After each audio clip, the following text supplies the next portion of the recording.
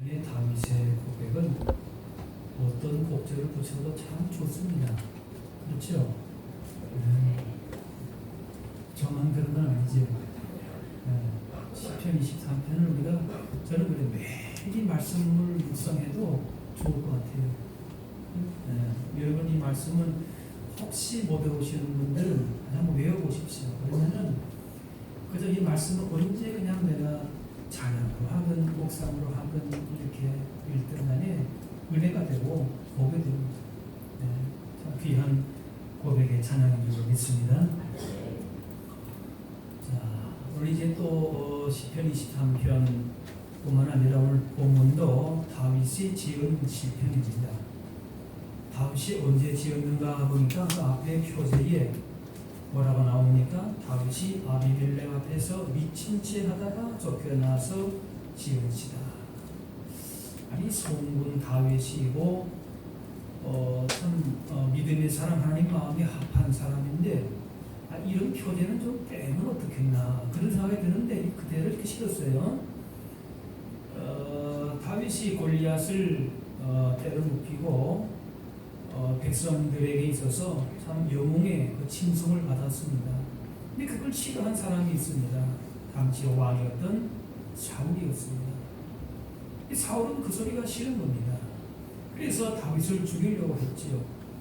그래 도망가다 어디 도망가면은 이 골리앗의 고향인 블레셋이라고 하는 가드라고 하는 곳까지 가게 됩니다. 이게 얼마나 참 비참합니까? 이미 사실은 그때에도 왕으로서 다음 왕으로서 기름 부음도 받고 또 그를 따르는 사람들도 있었습니다. 그러나 사울 왕을 자기가 함부로 할 수 없다 이렇게 해서 그냥 도망을 갑니다. 또 그곳에서 다윗을 알아보고 그만 다윗을 또 죽이려고 할 때에 하나님께서 지혜를 줬다고 할까요? 그래서 침을 질질 흘리면서 미친 채 하고 그래서 겨우 어려움을 참 어떻게 보면 굴욕적인 것이죠. 그것을 이렇게 이겨내고 빠져나오면서 지은 시편이라고 볼 수가 있습니다. 참 공고한 때 오늘 거기 말씀 6절에 보니까 이 공고한 자가 부르짖었다 그랬어요.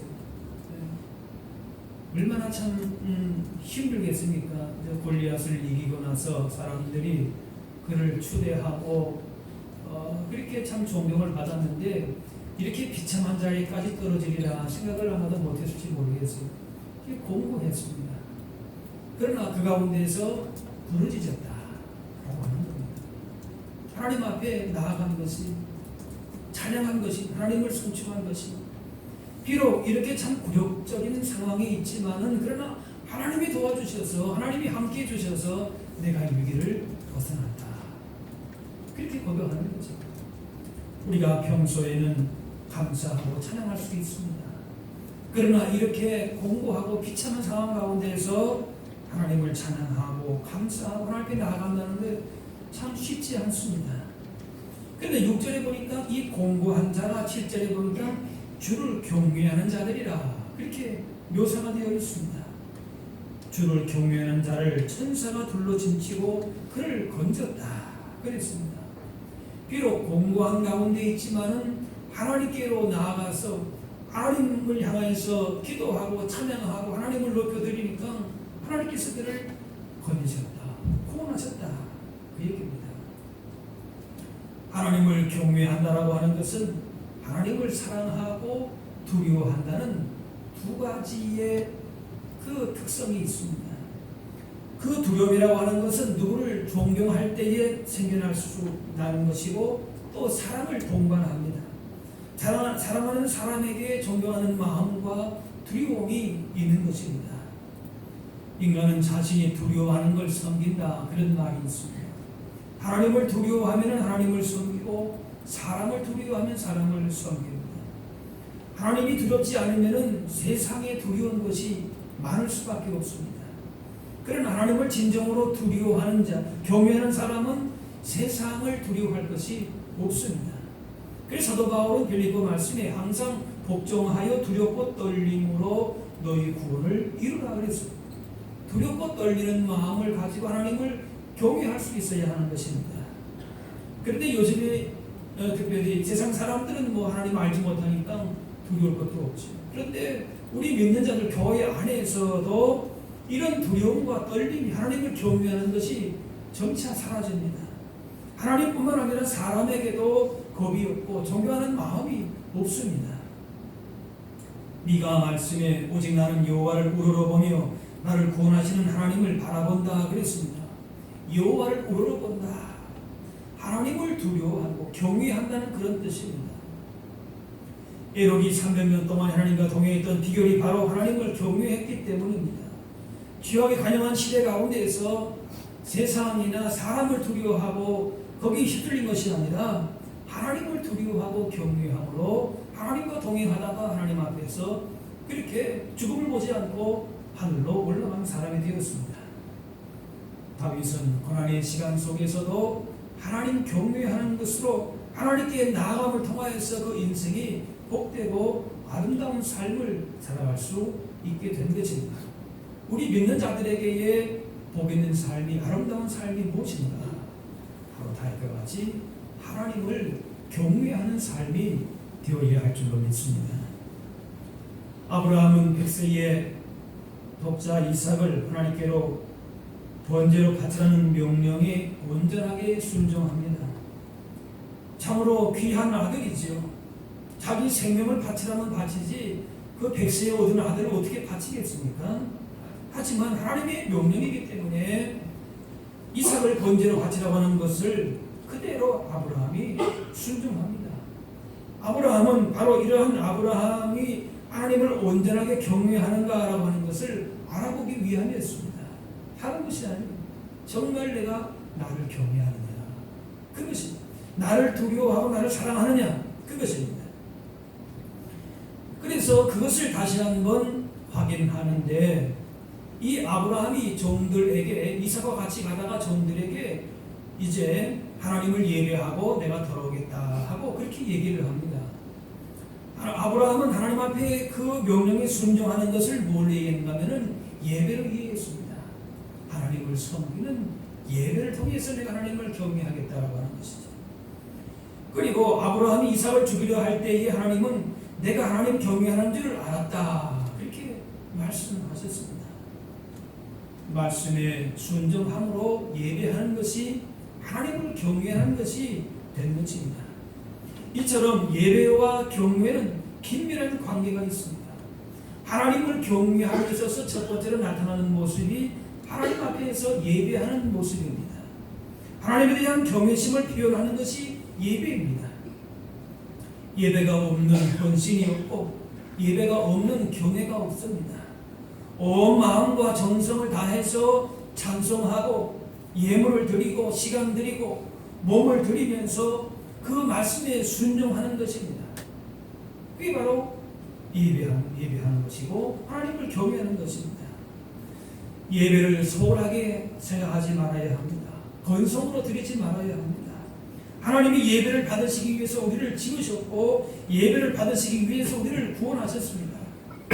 하나님을 경외하는 백성은 바로 예배하는 백성입니다.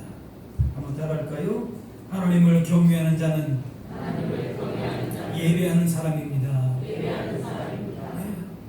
예배를 하나님께 잘 드리는 사람이 하나님을 경외하는 사람이다.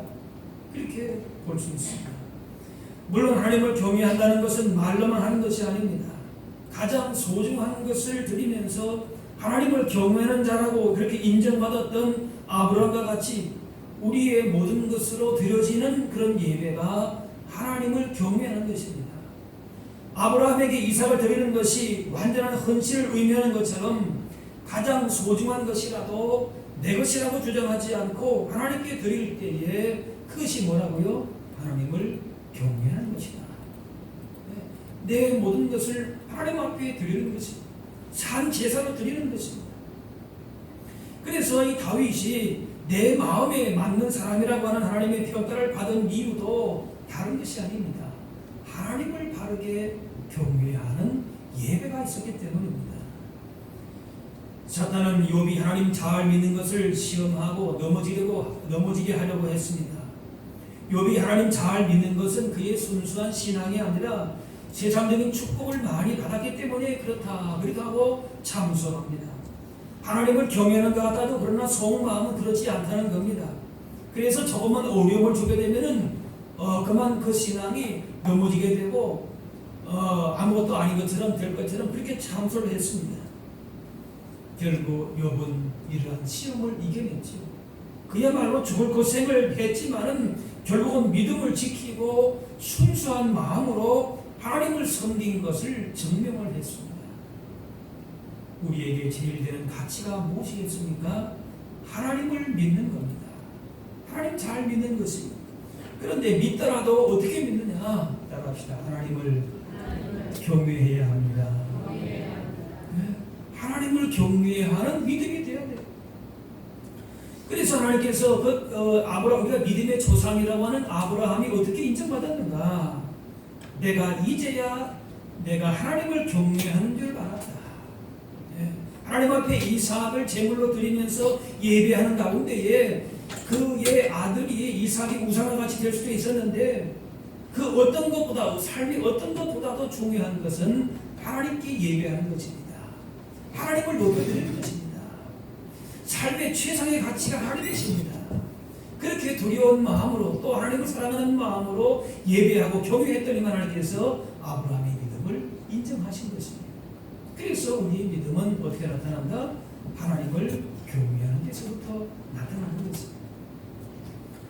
아브라함은 하나님의 위대하심과 높으심과 권능과 정의의 압도를 당해서 아들보다 하나님을 더 사랑하고 사람의 인정에 끌리기보다는 하나님의 걸어가신 뜻을 더 귀하게 그렇게 생각했습니다. 경외라고 하는 것은 단순한 두려운 감정이 아닙니다.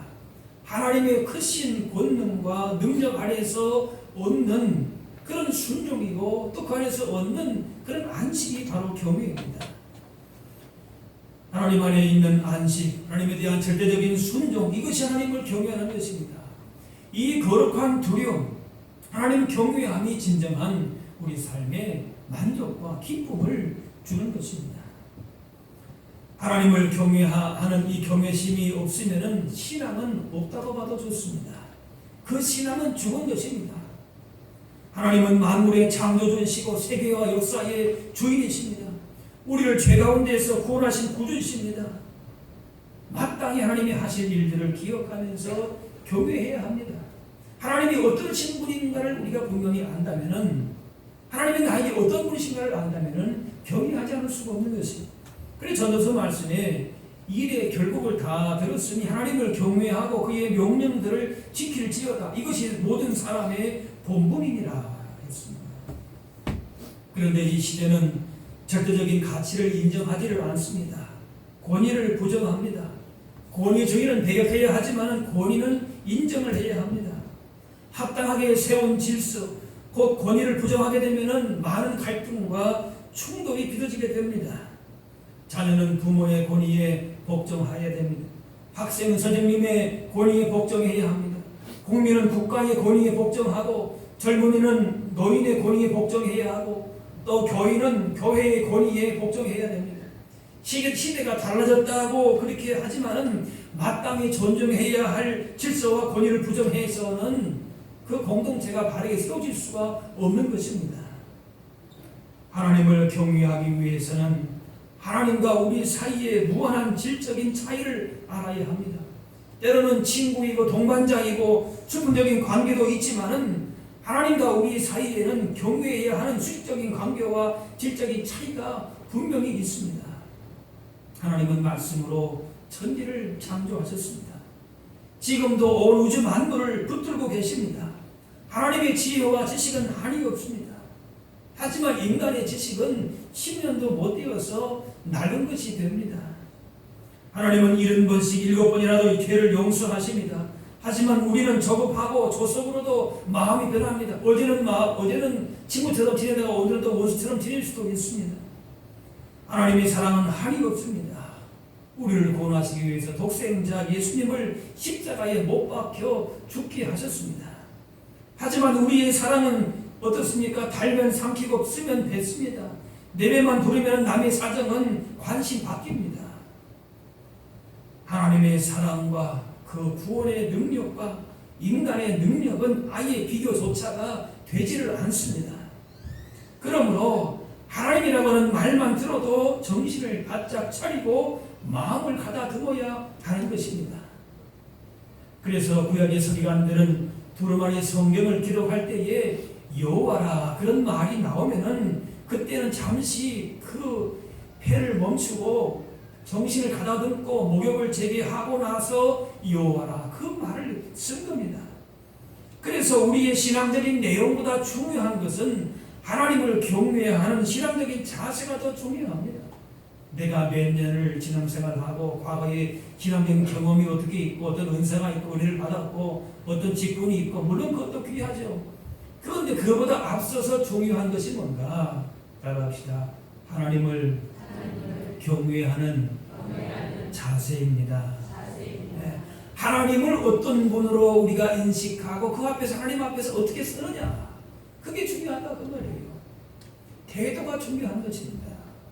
경외는 그 마음이 경외심이 있어야 된다 그 말이에요. 훈련병은 별 한두 개 있는 사단장이 두려운 것이 아니라 이등병이 두려울 때가 있습니다. 한 나라의 대통령이나 국회나 사법부의 권위에 합당한 존경을 표시해야 그 나라가 건강하게 돌아가는 것입니다. 더욱이 훈련병이 이등병을 부러워한다면 우리가 하나님에 대해서 존경심 이상의 경외심을 갖는 것은 너무나 마땅하지 않겠습니까? 하나님은 위대하신 창조주시고 우리는 뭔지부터 못한 티끌이기 때문에 그렇습니다. 하나님께서 만드신 세계를 알면 알수록 더 하나님 앞에 머리를 숙일 수밖에 없는 것입니다. 우주선이 달에 착륙했을 때에 하나님을 믿지 않는 소련의 그 우주인들은 이 우주를 와서 보니까 하나님이 어디 계시냐 하나님이 없다 그렇게 얘기했다고 합니다. 그런데 하나님을 믿는 미국의 우주인들은 하나님이 지은 이 지구가 이 우주가 너무나도 아름답다 하고 하나님 앞에 경외심을 나타내면서 찬양했다는 거 아닙니까? 괴테는 그런 말을 했습니다. 기독교의 정신은 하나님에 대한 두려움이요 경외심이다 그렇게 했습니다. 하나님을 두려워하는 경외는 그 마음에서 신앙과 믿음이 생기고 그 믿음의 바탕 위에서 기독교는 발전한다. 개인의 신앙도 바르게 세워진다 그랬습니다. 이 경외라고 하는 것은 두렵고 무섭다 하는 그런 의미만 있는 것이 아니라 두려워할 뿐만이 아니라 존경하고 그래서 더욱 가까이 하고 싶다 그런 의미도 있습니다. 하나님은 권능을 가지신 분이시기 때문에 두렵지만은 우리를 사랑하시기 때문에 가까이 가고 싶으신 겁니다. 감히 우리가 나아갈 수 없는 하나님이시지만은 먼저 우리 가운데 손을 내미시고 다가와 주셨기 때문에 두렵고 떨리는 마음으로 주님의 사랑을 받는 것입니다. 내 생명과 삶의 주인이시기 때문에 가까이 가서 모시고 싶은 마음이 있는 것입니다. 그러므로 하나님을 경외하는 사람은 죄악에 타협하거나 물들지 않습니다. 그리고 하나님을 경외하는 사람은 하나님을 사랑하기 때문에 말씀의 가치와 기준과 원칙을 세워놓고 불의한 세상에 흔들리지 않고 하나님 말씀에만 순종하며 살게 됩니다. 그러나 하나님을 경외하지 않는 사람은 자기가 기준이 됩니다. 기분 내키는 대로 살아갑니다.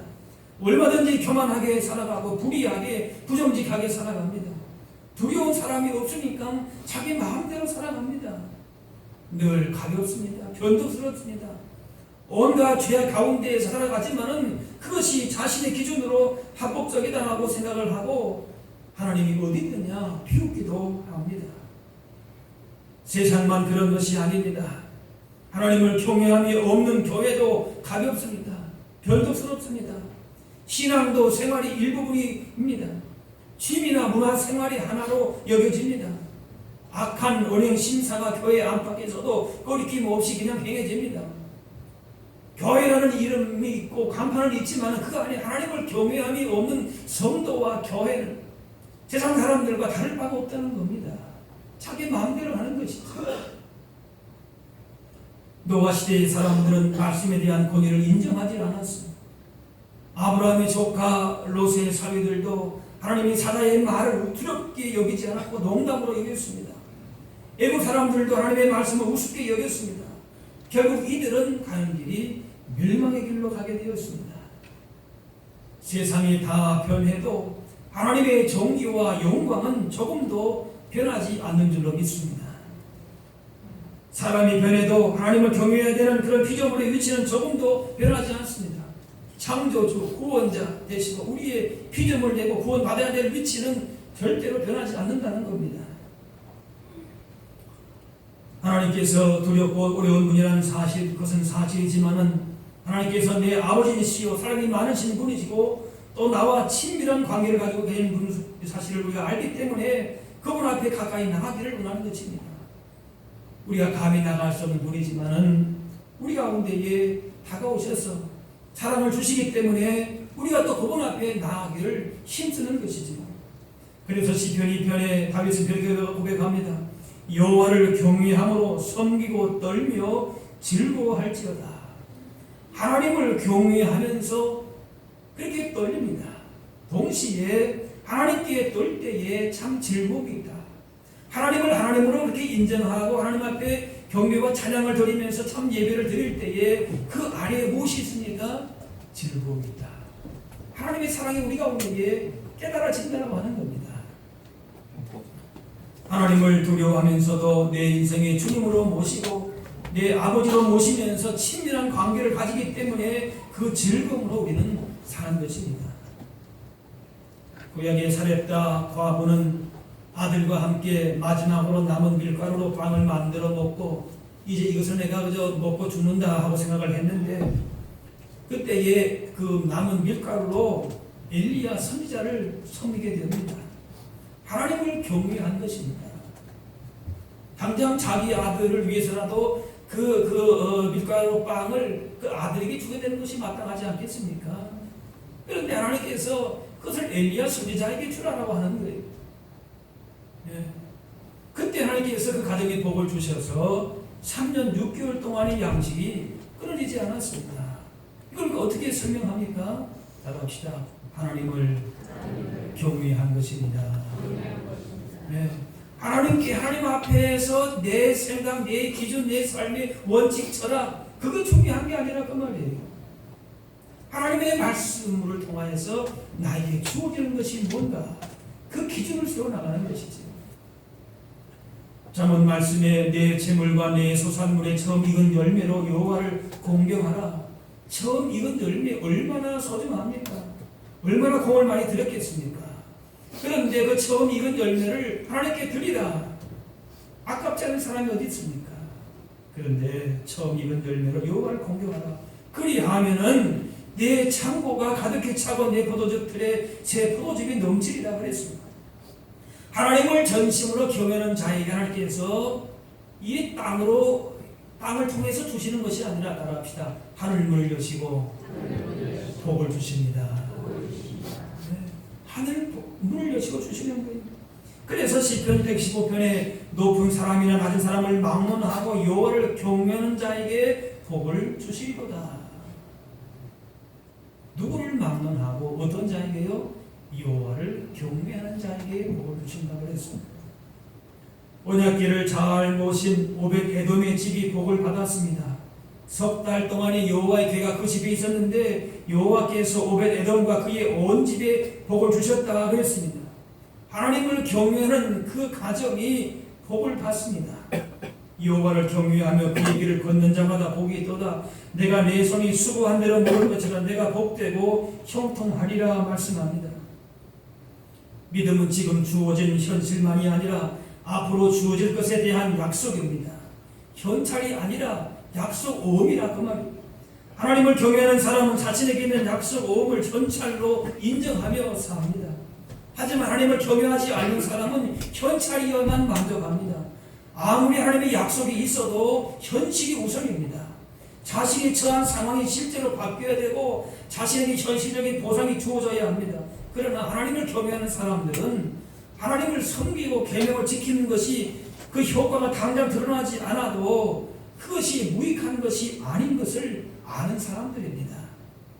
말라기 말씀에 여호와를 경외하는 자와 그 이름을 존중히 여기는 자를 위하여 여호와 앞에 있는 기념책에 기록하셨느니라. 할렐루야. 하나님을 경외하는 자를 누가 기억하신다고요? 하나님께서 일일이 말하자면 그 뭐랄까요? 그 책에다가 다 기록하신다 라고 하는 거예요. 장차 이루어질 하나님의 약속으로 만족하고 있는지 아니면 쥐어지고 있는 것이 있어야 만족하는지를 보면서 우리의 믿음을 스스로 분별할 수 있습니다. 하나님을 경외하고 귀하게 여기는 사람들을 하나님께서 결코 내버려두지 아니하시고 말라기 말씀 보면은 나는 내가 정한 날에 그들을 나의 특별한 소유로 삼을 것이요. 따라합시다. 나의 특별한 소유로 삼을 것이요. 네. 하나님의 날이 되게 되면은 하나님께서 반드시 하나님을 경외하는 자에게 특별 대우를 해주신다라고 하는 거죠. 하나님의 말씀이 당장은 실현되지 않는 것 같다 할지라도 그것을 의심하지 않고 하나님의 정한 날에 내가 정한 날에 그들을 나의 특별한 소유로 삼을 것이다. 하나님의 정한 날을 우리가 바라보면서 믿음의 인내를 가질 때에 주께서 결국 그들을 복되게 하시고 아름답게 하실 줄로 믿습니다. 잠언 12장 말씀에 하나님은 모든 행위와 모든 은밀한 일을 선악간에 심판하시리라 그랬습니다. 하나님의 정하신 날이 오게 되면은 하나님을 경외하는 의인은 의인대로 경외하지 않는 사람은 악인은 악인대로 반드시 분별할 것이다.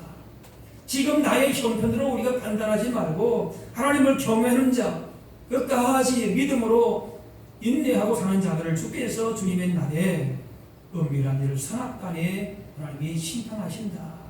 하나님을 경외하느냐 경외하지 않느냐 반드시 가르신다라고 말씀합니다. 오늘 9절 10절 말씀입니다. 너희 성도들아 여호와를 경외하라. 그를 경외하는 자에게는 어떻게 해요? 부족함이 없도다. 젊은 사자는 궁핍하여 줄일지라도 젊은 사자가 왜 궁핍해 줄입니까? 설령 그런데 그렇다 할지라도 여호와를 찾는 자는 하나님을 전심으로 예배하고 경외하고 찾는 자는 따라합시다. 모든 좋은 곳에 부족함이 없으리로다. 있으니까 하나님을 찾고 경외하고 온 마음으로 예배하는 자를 주께서 반드시 기억하셔서 생명책에 기록하시고 여호와의 날에 가장 좋은 것으로 특별한 소유로 삼으신다라고 약속하신 이 약속의 말씀을 붙들고 내 손에 쥐어진 것으로 만족하고 그것 때문에 일희일비하지 말고 반드시 좋은 것으로 인도하신다는 주의 약속의 말씀을 의지하고 하나님만을 경외함으로 말미암아 하나님의 기쁨이 되고 또 주시는 은혜와 복을 누리며 증거할 수 있는 저와 여러분들이 다 되실 수 있기를 바랍니다. 기도하겠습니다. 사랑의 아버지 하나님,